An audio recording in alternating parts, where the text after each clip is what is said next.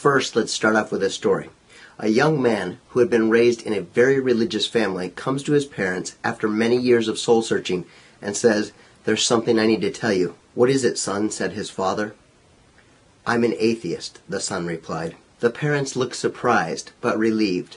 The mom said, "Whew, we thought you were going to tell us you were gay."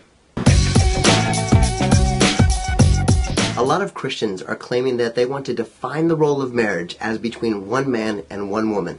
Sadly, they're trying to invoke the Bible and/or their belief in God to back up this position. First, I should say I don't need any government entity or religious institution, for that matter, to justify the love I have for my wife. Hi, I'm his wife. I don't think the government should regulate any contractual agreements between two consenting adults as long as neither party is harmed. I'm talking about physical harm, not psychological harm.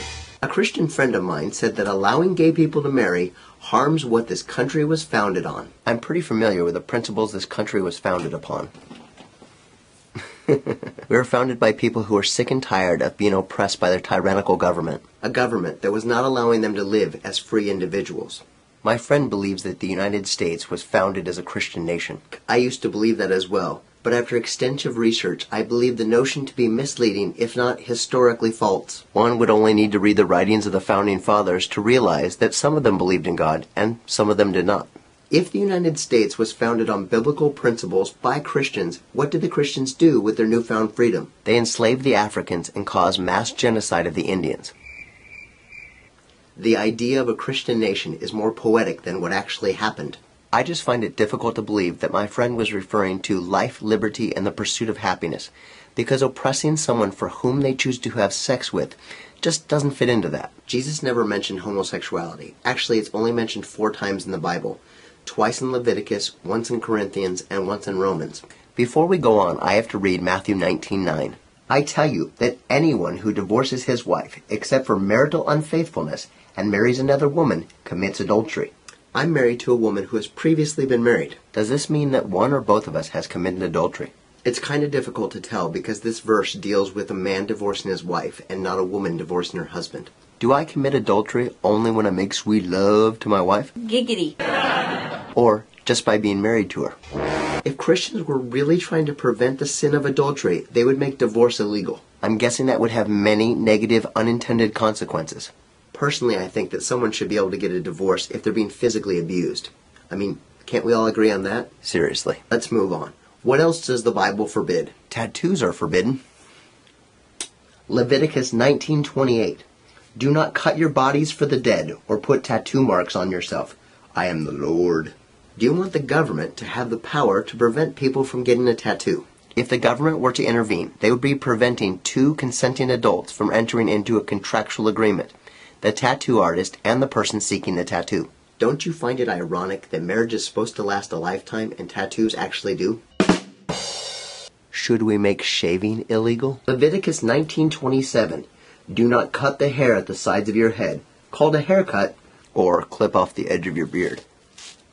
Let's look at what Jesus did in regards to the immoral. Did Jesus pass laws to make people morally good? Jesus protested through peaceful civil disobedience rather than appealing to Caesar through the legislative process. Jesus got his ass out of a ditch even though it was illegal on the Sabbath. 3 times in Exodus alone it says if you don't observe the Sabbath, you shall be put to death. Here's just one, Exodus 31:14. "Observe the Sabbath, because it is holy to you.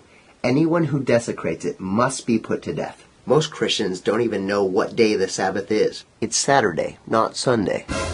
Somebody should tell Chick-fil-A. In John chapter 8, a woman who is caught in adultery is brought before Jesus. The man, who I'm also guessing was caught in adultery, is not brought before Jesus. A little bit of a double standard, yes? "If any one of you is without sin, let him be the first to throw a stone at her." Jumping to verse 9. At this, those who heard began to go away, one at a time, the older one first, until only Jesus was left, with the woman still standing there. Verse 10. Jesus straightened up and asked her, "Woman, where are they? Has no one condemned you?" "No one, sir," she said. "Then neither do I condemn you," Jesus declared. "Go now and leave your life of sin." What? Jesus did not condemn her? She was caught in adultery. Surely that's a big sin. A morally reprehensible sin. Jesus tells her to stop doing it. He neither condemns her nor judges her. He simply demonstrates his desire for her to stop sinning. According to the Bible, aren't we all sinners? My question is, what are Christians doing condemning people through hateful legislation? As soon as every Christian, that's 1 billion people, are free from sin, then we can start legislating morality. Wouldn't it be better if Christians started outreach groups rather than exclusion groups? Jesus spent a disproportionate amount of time with people the Bible describes as the poor, prostitutes, sinners, and the persecuted. I imagine if Jesus was here today, he would be hanging out with the divorced, the single mother, the outcast, the suicidal, and the homosexual. And he'd still be hanging out with the sinners and prostitutes. Prostitutes make the best margaritas. I'm kidding, it's a joke. They like daiquiris. I'm just saying, Jesus wouldn't be found at your church, and he definitely wouldn't be found at any Christian right shindigs. I assume my friend believes that homosexuality is a choice. The question posed by author Neil Bortz in the book Somebody's Gotta Say It is, at what point did you decide that you were going to be heterosexual? I think I would remember such a gargantuan decision in my life, but I don't. I mean, I must have made the decision to be straight at some point, right?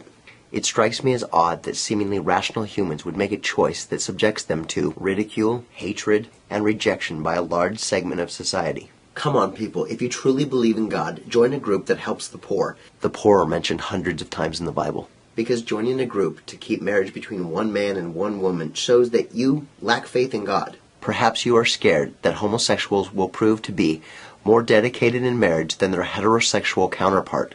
Christians are trying to bring about a moral theocracy in the United States, yet they claim the Jews are God's only chosen people. Weird. Christians, you must get out of the legislation business and get into the business of persuasion. Business? Any Christian who feels they need the government to force people to submit to their system of belief lest their children become impure haven't enough faith in their own belief to allow for a free society where individuals can love and marry another consenting adult regardless of their gender. You should be deeply concerned about people who want to rule based on morality and or religious doctrine. That's what millions of super oppressed people have in the Muslim world. Silence! I kill you! I want to live in a society that allows people to express their opinions, beliefs, and worldview, even if I disagree. You cannot make someone moral by making his or her behavior illegal, and you definitely won't sway someone towards your philosophy. You will only create resentment, cynicism, and bitterness on behalf of the person you oppressed. Thanks for watching Root Says. Please subscribe if you haven't already done so. Have a beautiful day, and feel free to leave a comment.